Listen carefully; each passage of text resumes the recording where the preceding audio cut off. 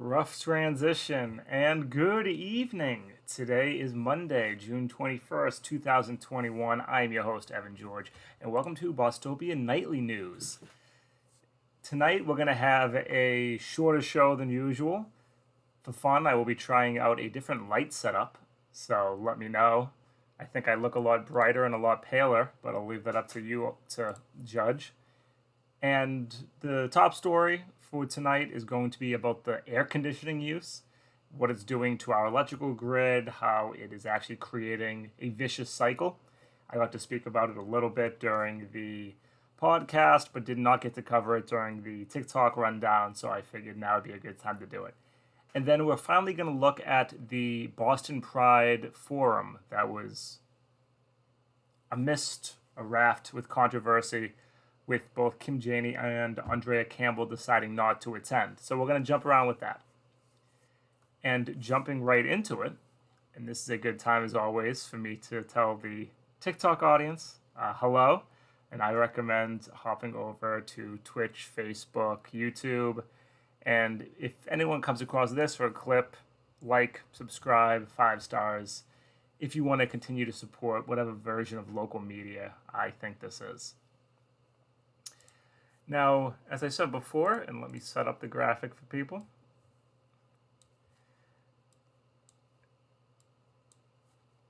Air conditioning usage, and this was something that I spoke about a few weeks ago, talking about a vicious cycle where, because of climate change, the global temperature is increasing, which results in us using air conditioning more for mostly health reasons, but also just for general comfort. That then increases our energy usage, which then releases more carbon dioxide in the air, which heats the planet more, which leads to more air conditioning usage, in what is a vicious cycle. But now I have some numbers to back up what was a pretty well-known hypothesis at the time. And in New England's heat wave that we experienced in June, minimize myself a little bit, maybe go to the other side of the screen. Here we go. We had 5 days of 90-degree plus heat, which is the longest June heat wave in nearly a century. And what this has resulted in is peak electricity demand culminating in 36 million extra pounds of carbon into the atmosphere. Now, I, like many people, have no idea how to actually equate that or figure out what 36 million pounds of carbon looks like, but it's roughly the equivalent of running 3,551 cars for a year straight, or 18 million pounds of coal burning.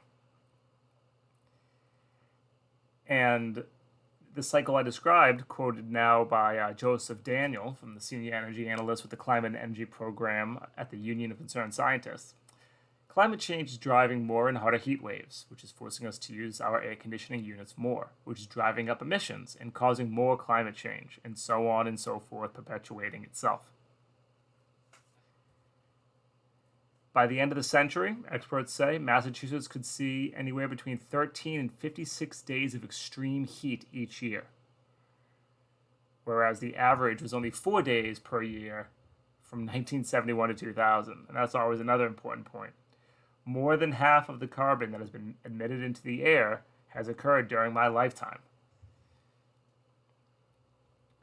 during which Earth Day was decades old at that point.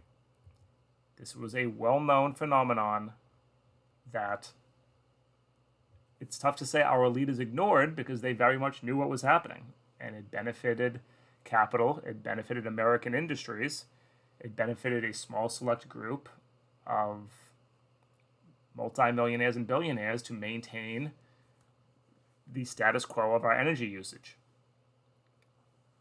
There's some amazing graphs that, for the people who are watching visually, you can see from June 5th to June 9th, high temperatures spiked across New England, causing a 62.2% increase in peak energy usage compared to the same period the week before.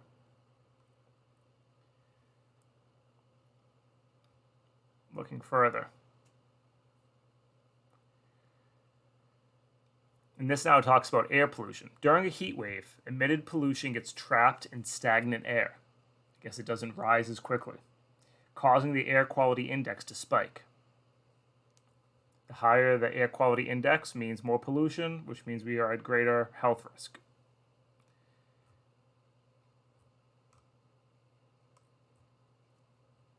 Across Massachusetts, as the temperature rose, air quality declined.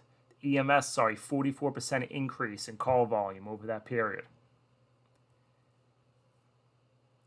And ultimately, as I said before, we have two solutions to this. We can either, one, go the route we have been going for the last 50 years, which is of austerity, the inverse of Jimmy Carter saying, put on a sweater, but continuing with that trend, telling people that they will just have to suffer more, use air conditioning less, or the far more likely scenario, simply just raising the cost of energy, making it so only the wealthier will be able to stay acclimated.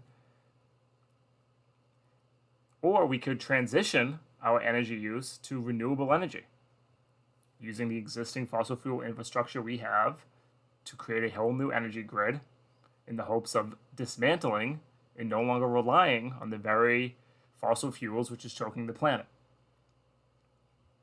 After which point, invest in some carbon capture technologies, otherwise referred to as trees, and get the carbon out of the air that's currently there.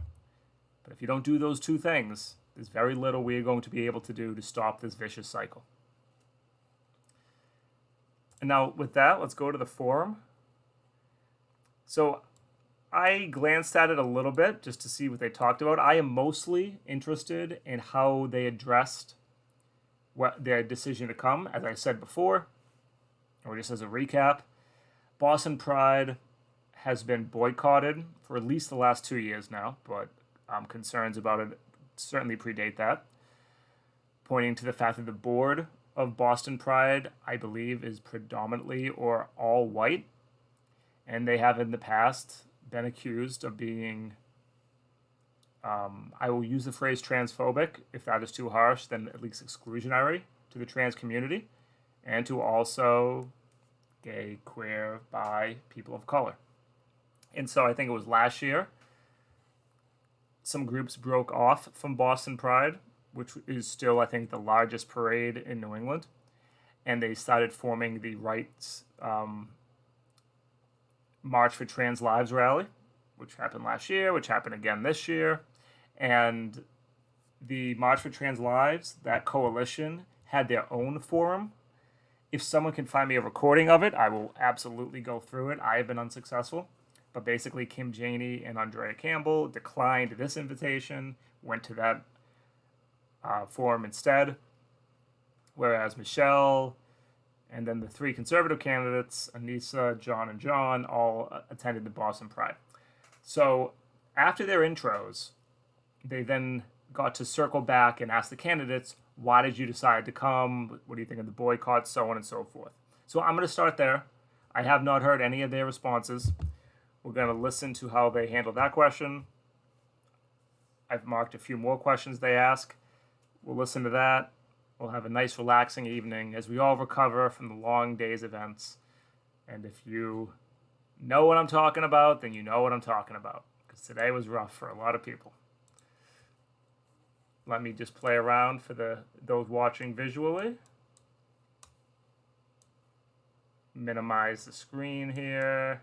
I feel bad for the people who listen to this as a podcast. But what are you going to do? You got to watch it live. All right. And I like being on the left. Fantastic. They also, the intersectionality of the communities they represent. So if that didn't just knock that off. Sorry, thought I had this set to the right. Recognizing the pain, the continued marginalization of LGBTQI plus community and having stable living. We'll take it back from you somewhere else. You're only over by 30 seconds, so I'll just put that on my tally here. I saw you, John. But let me say this. All right, come on, John. The issues of the you shouldn't even... 2 to 3 minutes and 30 seconds, and then I'll get you back, and he says 30 seconds. I'll go on the tally as well. Thank you so much. I Sue, apologize. I and, thought I had this thank marked you to everyone correctly. for joining us in the city of Boston. The founded activists who have been. I'm gonna find it, For don't you worry. Democracy's Way, we need to. Opening speech or 3 to There 4, we go. whatever you're feeling. I know, isn't it?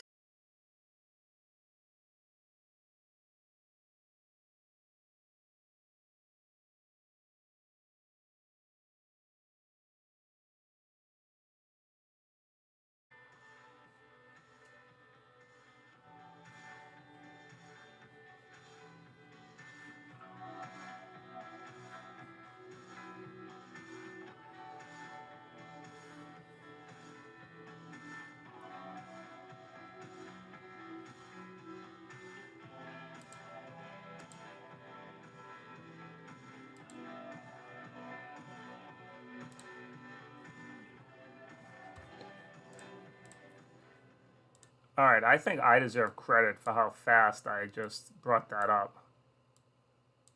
All right, we are back. I have it on the right thing.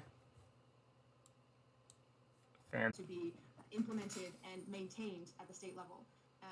Boston Pride. Thank you, Councilor.